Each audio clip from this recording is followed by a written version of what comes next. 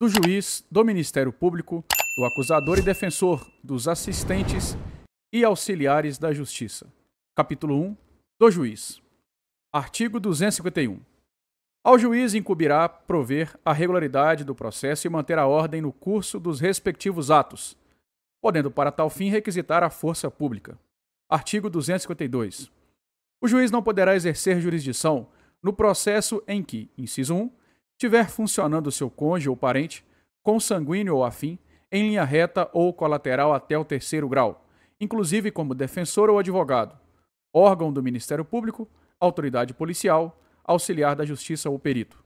Inciso 2, ele próprio houver desempenhado qualquer dessas funções ou servido como testemunha.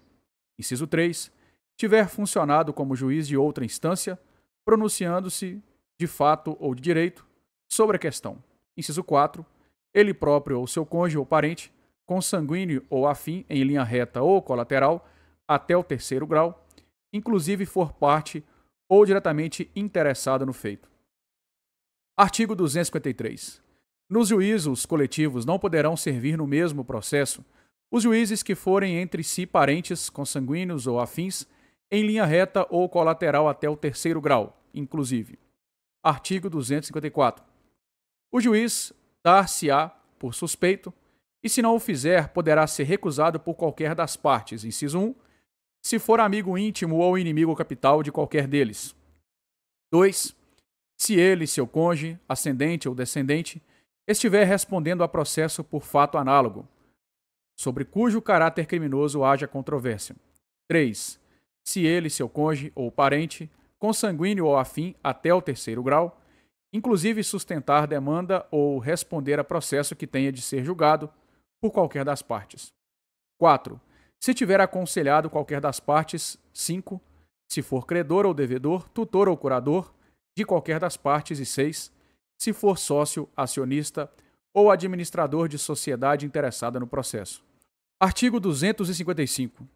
O impedimento ou suspeição decorrente de parentesco por afinidade cessará pela dissolução do casamento que lhe tiver dado causa, salvo sobrevindo descendentes, mas, ainda que dissolvido o casamento sem descendentes, não funcionará como juiz o sogro, padrasto, o cunhado, o genro ou enteado de quem for parte no processo.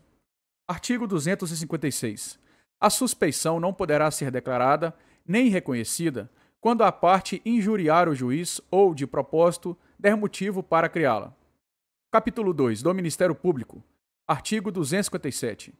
Ao Ministério Público cabe, inciso 1, promover privativamente a ação penal pública na forma estabelecida neste Código e 2, fiscalizar a execução da lei. Artigo 258.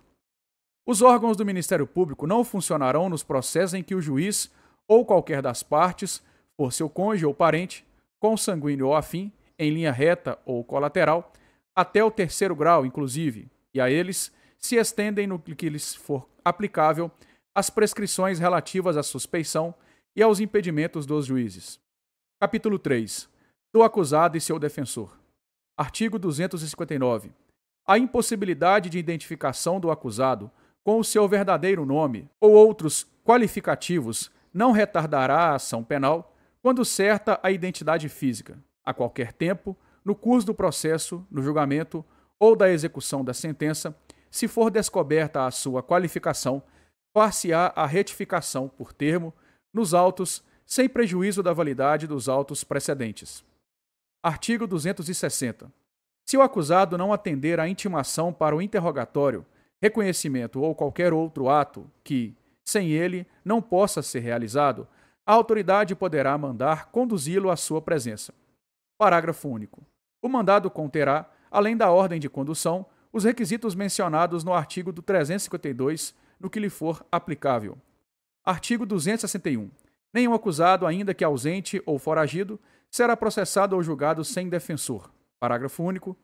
A defesa técnica, quando realizada por defensor público ou dativo, será sempre exercida através de manifestação fundamentada. Artigo 262. Ao acusado menor, dar-se-á curador. Artigo 263. Se o acusado não o tiver, ser-lhe-á nomeado defensor pelo juiz, ressalvado o seu direito de, a todo tempo, nomear outro de sua confiança ou a si mesmo defender-se, caso tenha habilitação. Parágrafo único. O acusado que não for pobre será obrigado a pagar os honorários do defensor dativo arbitrados pelo juiz. Artigo 264. Salvo motivo relevante, os advogados e solicitadores serão obrigados, sob pena de multa de 100 a 500 mil réis, a prestar seu patrocínio aos acusados, quando nomeados pelo juiz. Artigo 265. O defensor não poderá abandonar o processo, senão por motivo imperioso, comunicado previamente o juiz, sob pena de multa de 10 a 100 salários mínimos, sem prejuízo das demais sanções cabíveis. Parágrafo 1º. A audiência poderá ser adiada se, por motivo justificado, o defensor não puder comparecer. Parágrafo 2º. Incube ao defensor provar o impedimento até a abertura da audiência. Não o fazendo, o juiz não determinará o adiamento de ato algum do processo, devendo nomear defensor substituto, ainda que provisoriamente ou só para o efeito do ato. Artigo 266. A constituição de defensor independerá de instrumento de mandato, se o acusado o indicar por ocasião do interrogatório. Artigo 267. Nos termos do artigo 252, não funcionarão como defensores os parentes do juiz. Capítulo 4. Dos assistentes. Artigo 268.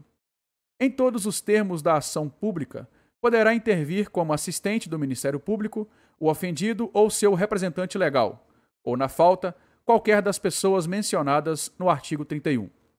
Artigo 269.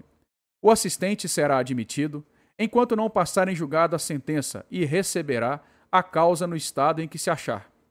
Artigo 270. O corréu, no mesmo processo, não poderá intervir como assistente do Ministério Público. Artigo 271.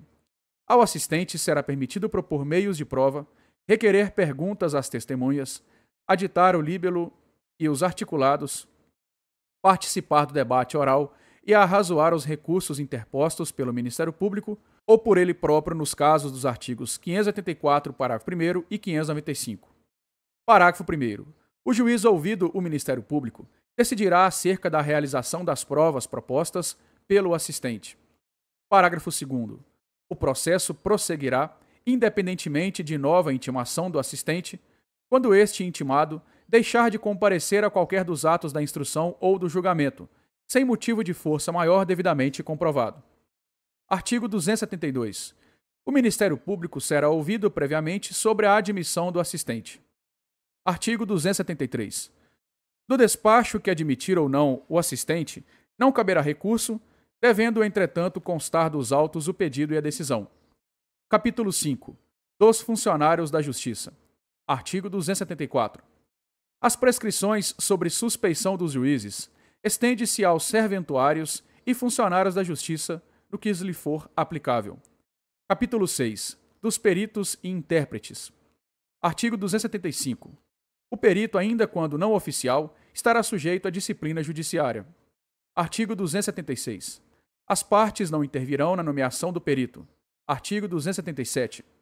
O perito nomeado pela autoridade será obrigado a aceitar o encargo sob pena de multa de 100 a 500 mil réis, salvo escusa atendível. Parágrafo único.